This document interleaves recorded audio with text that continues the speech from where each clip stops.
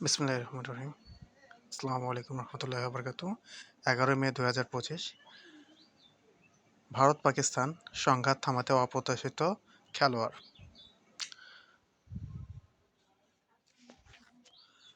ভারত পাকিস্তান এবার এই উত্তেজনার সূত্রপাত গত মাসে কাশ্মীর ভারত নিয়ন্ত্রিত অংশ এক পর্যটক বাহীর ভয়াবহ হামলার মাধ্যমে।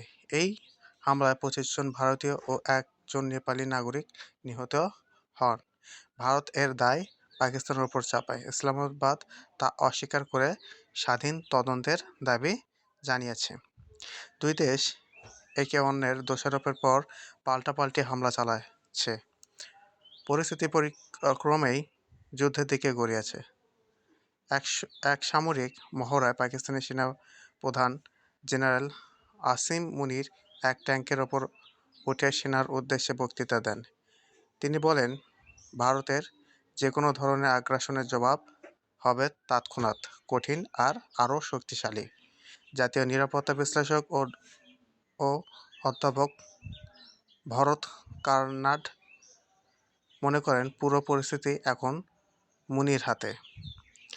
তার ভাষায়, মুনি একটু উগ্র ধাঁচের মানুষ।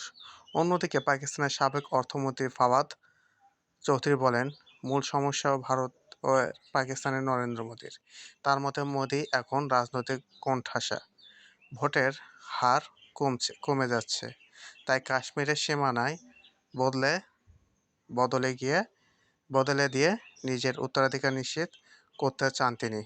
আমি মনে করি তিনি যুদ্ধক্ষেত্র আরও বিস্তৃত করবেন।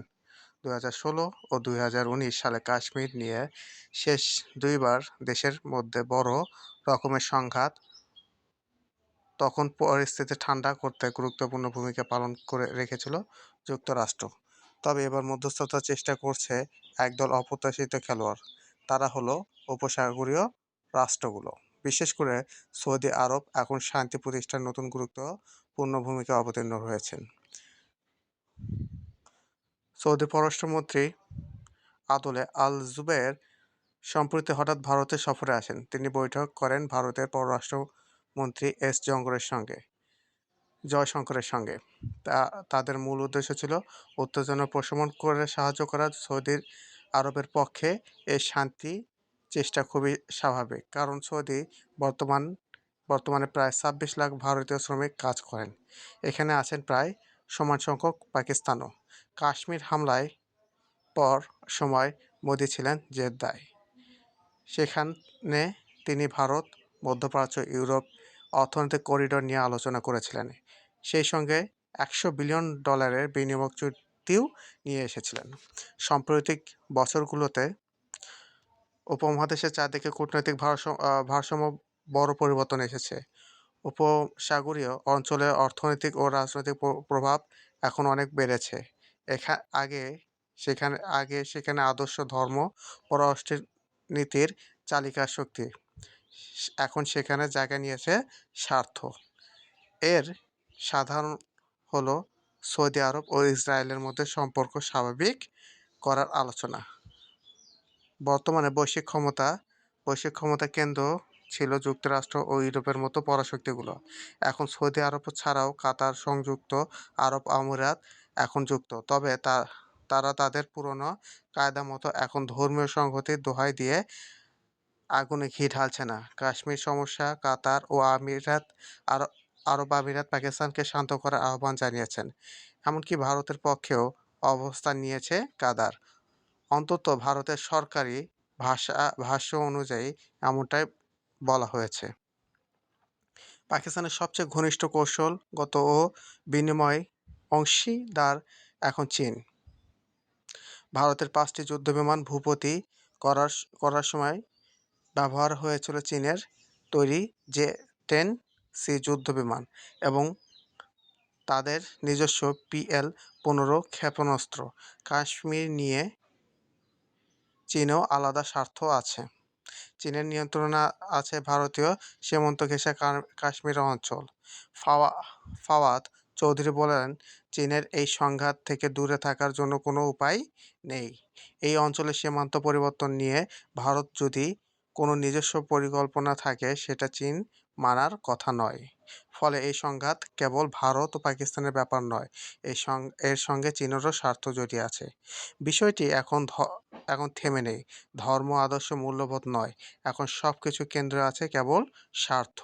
বহু বছর ধরে পাকিস্তান নিয়ে ধরে রেখেছে যে মুসলিম দেশ হিসেবে উপসাগরীয় দেশগুলো তার পাশে দাঁড়াবে।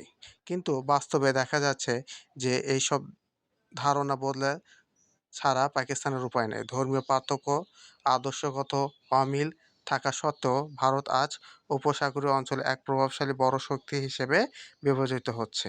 অস্ট্রেলীয় বিশ্লেষক সামিনা ইয়াসমিন বলেন, স্নায়ুযুদ্ধের সময় দেশগুলোর মধ্যে যে শক্তিশালী মৈত্রী দেখা যেত তা এখন আর নেই। এখন তা দ্রুত বদলে যায়। ভারত-পাকিস্তান দুই দেশের এখন অন্বেষণ করছে যে কে কার থেকে কি পেতে পারে। পাকিস্তান মুসলিম পাকিস্তান যেমন মুসলিম দেশ, তার প্রতিবেশী ইরানও শিয়া মুসলিম দেশ। পাকিস্তান উল্লেখযোগ্য সংখ্যক শিয়া মুসলিম বসবাস করে।